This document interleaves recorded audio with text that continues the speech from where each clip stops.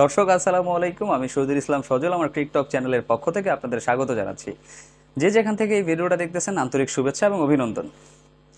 Pakistan legend বনাম ভারত লিজেন্ডের মধ্যে গতকালকে যে ম্যাচটা ছিল, ভারত কিন্তু সেই ম্যাচটাতে জয়লাভ করে লিজেন্ড চ্যাম্পিয়নশিপের ট্রফিটা নিজেদের ঘরে তুলে নিছে।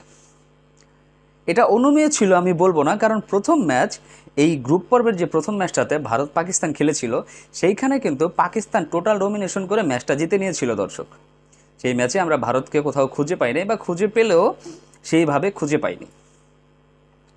ফলশ্রুতিতে কি হয়েছে, ওই যে কথা আছে আগে তিতা পরে মিঠা মিঠা ভালো, একটা কথা আছে আগে তিতা পরে মিঠা ভালো।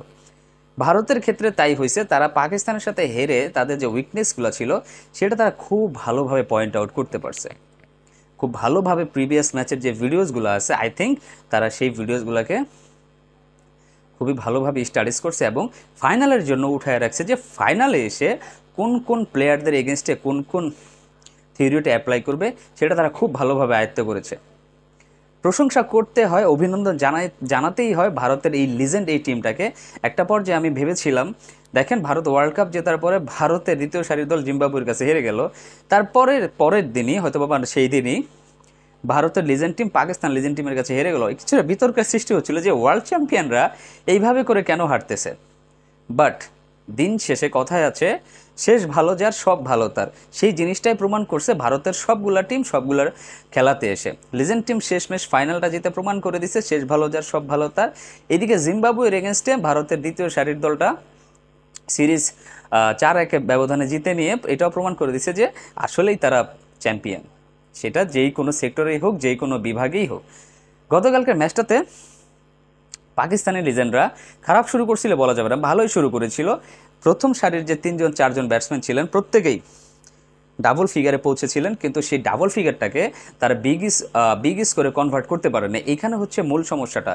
আর যখনই তারা খোলস খুলে বের হতে চেয়েছেন তখনই ভারতীয় লিজেন্ডরা কিন্তু সময় মতো উইকেটগুলো উঠিয়ে নিয়েছেন। এইখানেই হচ্ছে খেলার মূল প্যাচটা। আপনি একটা ব্যাটসম্যান মারতেছে, সেইখানে পার্টিকুলার একটা প্লেসে যে জায়গাটাতে মারতেছে প্ল্যান করে সেই জায়গাটা বোলিং করলো ভারতীয় লিজেন্ডরা, আউট হয়ে গেল সেইখানেই। তাছাড়া পাকিস্তানি ব্যাটসম্যানরা ভারতীয় লিজেন্ডদের বোলারদের সামনে তেমন কিছুই করতে পারে নাই। সর্বশেষ 20 ওভারে 156 রানের একটা মামুলি স্কোর তারা লিজেন্ড অফ ইন্ডিয়ার সামনে ছুড়ে দেয়, যেটা আসলে দেখেই মনে হচ্ছিল যে অনুমান করা যাচ্ছিল এই স্কোরটা খুব ইজিলি ভারতীয় লিজেন্ডরা চেস করে ফেলবে।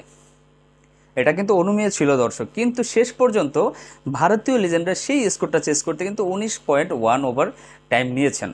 হয়তোবা ফাইনাল বলে তারা একটু বেশি সাবধানতা অবলম্বন করেছেন, বা চাইলে হয়তো আরও আগেই ম্যাচটা জিতে নিতে পারতো। কেন তারা এত বেশি ডিফেন্ডিং খেলেছে দেন ওয়েল। ভারতীয় লিজেন্ডদের পক্ষে সর্বোচ্চ রান করেছেন 30 বলে 50 রানের একটা ইনিংস খেলেছেন আম্বাটি রায়ডু। তো তার স্কোরটাই আসলে জয়ের ভিত্তিটা গড়ে দিয়েছে। শেষের দিকে এসে ইউসুফ পাঠানের 16 বলে 30 এবং জয়সূচক রানটা এসেছে তারই ছোট ভাই ইরফান পাঠানের ব্যাট থেকে। তো দর্শক, সব কিছু মিলায়া গতকালকের ম্যাচটা কিন্তু খুব মজা ছিল।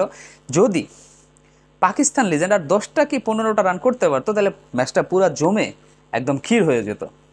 ভারতীয় লিজেন্ডরা হয়তোবা জিততে পারতো, বাট তাদেরকে আরও বেশি ঘাম ঝরাইতে হইতো। যাই হোক, শেষ পর্যন্ত ভারতীয় লিজেন্ড ট্রফি নিয়েই মাঠটা ছাড়ছে। তার জন্য ভেরি ভেরি কনগ্রেচুলেশনস টু ভারতীয় লিজেন্ড।